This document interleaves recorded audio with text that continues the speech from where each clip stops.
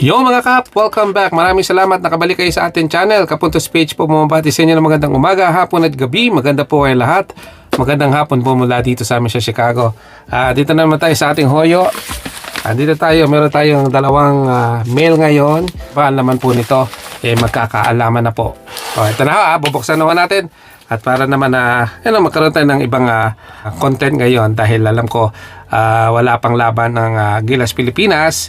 At ito muna, pag-usapan natin kasi miyembro ito ng Gilas Pilipinas. So ito na. Okay, so I guess mini mo. Puti muna, unahin natin. Totally, medyo manipis ito, no? Medyo ilalayo ko lang ang ating camera. As you can see, kapain natin kung nasaan yung no? Baka mamaya ma-damage natin yung laman sa loob. Are you guys ready? Yes! Yes! Yes! Hindi pa huwian kasi alam niyo naman, nakabalutan naman ito Parang itong tinapa, no? May balot na na tape at saka may balot na dyaryo o karton. But anyway, alam ko iba sa inyo nararamdaman na kung ano naman ito kasi nakita nyo na sa thumbnail, no? There you go. Nasaan na? Naka-tape dito sa likod. So ito ay painter's tape ang ginagamit para hindi masyadong madikit, para hindi po ma-damage kung ano man ang pwedeng dikitan. Alright, here we go guys. Are you ready? Are you ready? Nakaw talaga naman. Ang ating pambato na naman, Idol Kai Sotto. Yes. Ito po ang kanyang autograph. Okay, teka ha. Ayan, inayos ko lang. 6 out of 49. So 49 po ay ang kanyang illusion na may autograph with number 11. Yan, nakita nyo. Very shiny. At ito po ay purple. Purple siya, makikita nyo yung, ewan ko kung manonotice nyo yung pinaka lines dito, pagka purple, di ba? Kita nyo ba mga kap? So, yan po ang ating bagong miyembro ng ating koleksyon. Yes! Ito pa. Okay look mga kap. Ito yung medyo mataba. Kaya pala mataba, nilagyan ng pampataba. Okay. Let's go. Let's go. Medyo pahihirapan yata akong buksan ito mga kape. Again, makikita nyo, medyo protektado naman ang loob. Kaya nga lang, no? Napakahirap balatan.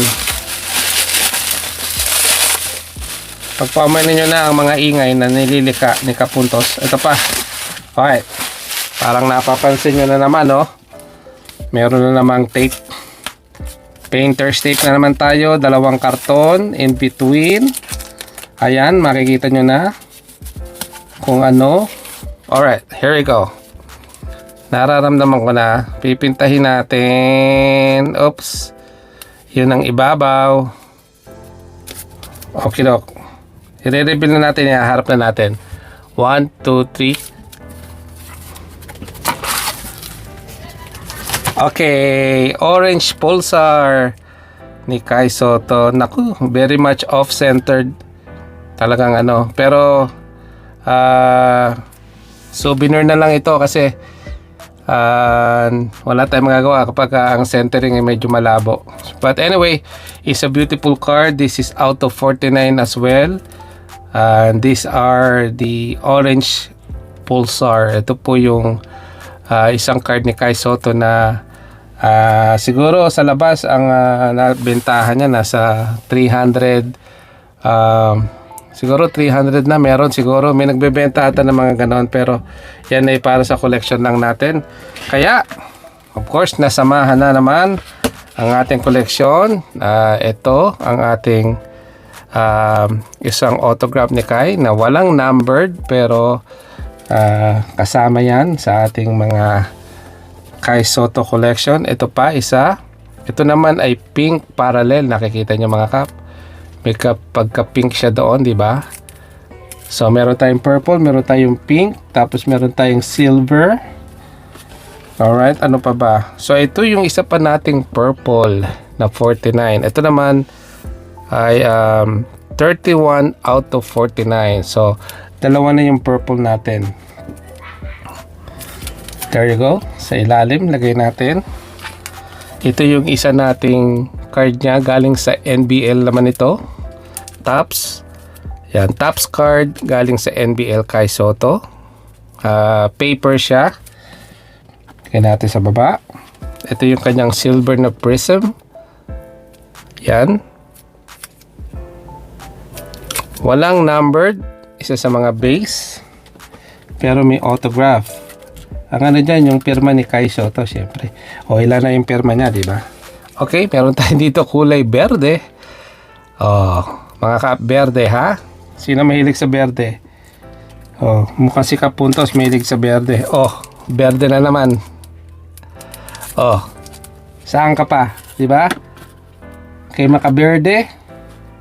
Oh, ayan, lagyan natin yan para pantay-pantay.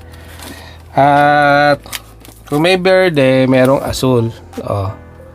Meron naman tayong blue crack ice. Kai Soto. Number from 12 to 75 naman to mga kap. 12 to 75. Lagay natin dito sa side. At ang huli nating Kai Soto. Ito naman graded na ng SGC. Ito po yung 9.5 at ang autograph ay 10. SGC Mint. Yan. At ito po ay silver lang. Wala pa siyang numero. But still magandang collection natin ng Kai Soto cards. So, ilan na yung card natin? 1, 2, 3, 7, 11 pieces na po ang collection na Kapuntos PH. At ayan, sinare ko po sa inyo mga kap ang ating pagsuporta sa ating pambato. At tuloy-tuloy lang kapag may available, meron tayong makukuha, ko-collect natin kasi Kai Soto ay isa sa mga paborito kong player of course, at isa sa mga nagrespeto sa akin nung ako po ay naghihintay sa kanya dito sa isang hotel sa US nung sila po ay naglaro dito sa Oklahoma, no? Siya po talaga ay bumaba at pinansin ang inyong Kapuntos at pinirmahan po yung aking jersey dala-dala at nakapagpa-picture pa ako sa ating pambato. So with that, alam ko na talagang sino susuportahan kong player natin. At hindi po siya nagpa-importante, no? Pagkos binaba niya po ako at siya po ay nagbigay ng oras kahit papano sa akin. Kahit maliit na panahon lang sa busy na schedule nila, siya po ay nagpa-unlock na babain ako upang mapirmahan yung aking jersey. So thank you so much sa ating idol na si Kai Soto. Continue to chase your dream and we all know that you have the skill set, and huwag kang makinig sa mga bashers mo, sa mga naninira sa'yo. Just do the job, get it done, and then one day makakamit din natin ang pangarap ng first NBA player dito sa Amerika. Bata pa si Kai, he's only 21 years old. Marami pang pwedeng mangyari. And sa mga bumibitaw na sa ating pambato, sana makabalik kayo because huwag kayong sasama lang kasi nagiging successful lang isang tao, no? Sasama kayo at the end of the road, pataas man o pababa, kasi kahit papano, alam nyo naman walang diretsong kalsada at tayo ay magpapanik-panaog sa kalsada or magkakaliwat kanan at yung mga pagsubok na yan ay dapat nating malagpasan. Bilang tao, kailangan nating lagpasan ng mga challenges sa buhay. With Kai Soto, thank you so much, and hopefully sa mga susunod pang laban ay meron pa tayong dalawang laban, so hopefully maging magkapaka-pick up ng minute at may showcase naman ng ating pambato yung kanilang talent.